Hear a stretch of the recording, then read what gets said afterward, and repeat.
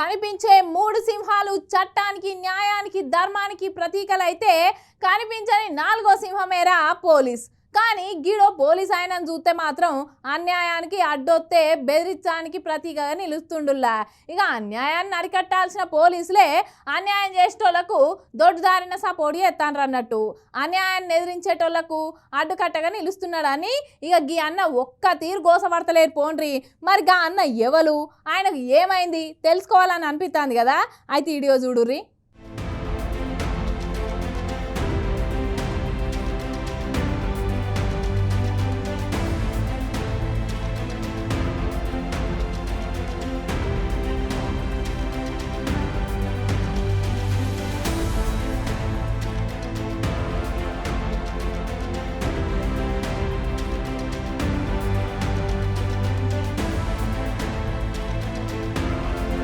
యువకుడికి అన్న కనబడుతుండగా గిది కుప్పం నియోజకవర్గం శాంతిపురం మండలం అబకలదొడ్డి అనే ఊర్లో జరిగింది. ఈ అన్న పేరు సురేష్.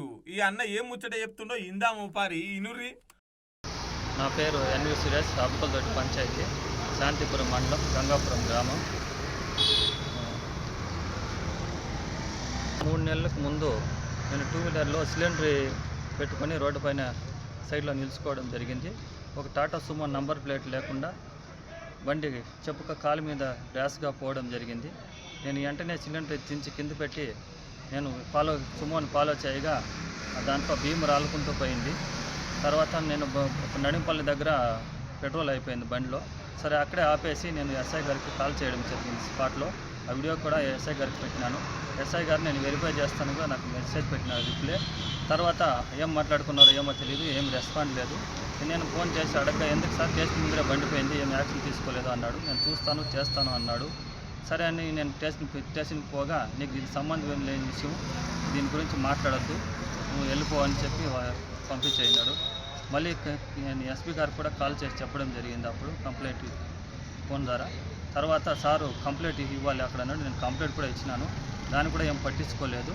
అది మనసులో పెట్టుకొని ఎస్ఐ గారు ఇప్పుడు ఈరోజు మా జంగాలపల్లెలో మిస్సింగ్ కేసు పుట్టైంది మా ఫ్రెండ్ వాళ్ళది. వాళ్ళు నన్ను పిలవడం జరిగింది. నేను పోయి బయట స్టేషన్ బయట కూర్చో ఉన్నాను బస్ స్టాండ్లో.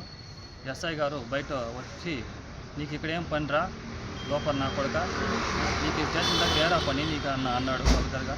నేను సార్ మా ఫ్రెండ్ వాళ్ళు పిలిచినారు, మిస్సింగ్ కేసు ఉంది అందుకోసం వచ్చినాను సార్ అంటే వాళ్ళ కేసు వాళ్ళు చూసుకుంటారా, మీ చుట్టుపక్కల చూసానంటే ఎన్క్వైరీ చేస్తాను అన్నాడు. సార్ మా ఫ్రెండ్ వాళ్ళు వెళ్ళిపోయినారు, మిస్సింగ్ అయింది, అందువల్ల వచ్చినాను. నేను అడిగినాను, నేను నీ అమ్మ మొబడేమన్నా పోయిండదా పంజా కొడక లోపల నా కొడక అన్నాడు. అంతలో కానిస్టేబుల్ అతను వచ్చిన అగో ఇన్నారుల్లా రోడ్డు మీద బండి మీద గ్యాస్ సిలిండర్ పెట్టుకొని కూర్చుండంట. ఇక కాలి మించెల్లి ఓ సుమో పోయేసరికి ఆ సుమో వెంబటి పోతే ఆ బండికి నెంబర్ ప్లేట్ కూడా లేదంట. ఏముంది దగ్గర పోయి చూసేసరికి దాంట్లో మొత్తం బియ్యం ఉన్నాయి. ఇగో ఈ ముచ్చటను ఎస్ఐ సార్ చెప్పిండట పోలీస్ ఆయనకు. పోలీస్ ఆయనే నువ్వు బాబు అది పట్టించుకోవద్దు, నీకు సంబంధం లేని విషయం అని చెప్పేసి ఉల్టా ఈయననే బెదిరించిండట. అగో ఎస్ఐ ఎందుకు ఇట్లా మాట్లాడుతున్నాడు, దాంట్లో ఆ బండికి నెంబర్ ప్లేట్ లేదు, అట్లనే దాంట్లో బియ్యం ఉన్నాయి అని చెప్పేసి ఇదే ముచ్చట్ను ఎస్పీకి ఫోన్ చేసి చెప్పిండట. అర్రే ఇంత పని చేస్తావురా అని చెప్పేసి ఎస్ఐ బాగా పగ పెట్టుకుండాట అప్పటి నుంచి వెళ్ళి. తర్వాత ఇక ఇలా సుట్టపోలకి ఎవరికో మిస్సింగ్ కేసు ఇస్తానికి స్టేషన్ దగ్గరికి పోతే ఆ స్టేషన్ ఆవరణలో ఈయన కూర్చొని ఉండట. కథం ఎస్ఐకి సిగం వచ్చినంత పని అయ్యి ఇష్టం వచ్చినట్టు బండ బూతులు తిట్టిండట. ఇక తిట్టకుండా తిట్టిండనుకో రాదురు.